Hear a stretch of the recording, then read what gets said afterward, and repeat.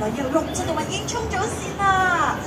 跟住第7、8、第9隻嘅朋友仔已經趕緊路過緊嚟啦。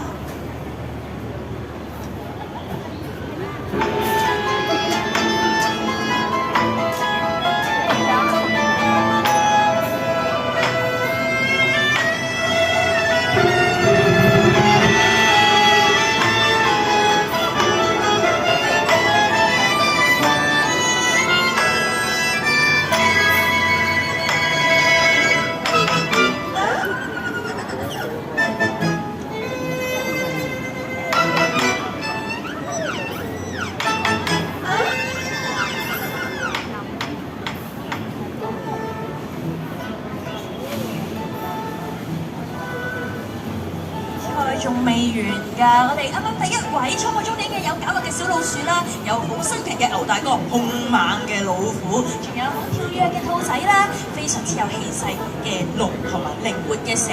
跟住落嚟衝過終點嘅嗰1位係邊個咧？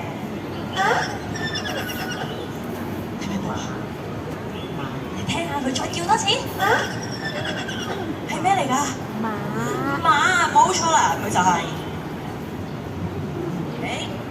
我哋非常之跑得快嘅飛毛腿馬大哥啦！相信香港咁多位朋友對於馬一啲都唔陌生嘅。不過點解馬大哥明跑得好快㗎？點解佢就攞第7嘅咧？原來佢係俾排喺前面嘅蛇嚇親啊！原來馬係一隻非常之細膽嘅動物嚟㗎。跟住喺馬大哥後面嘅係一隻白雪雪嘅朋友仔，我哋聽下佢嘅聲音啦。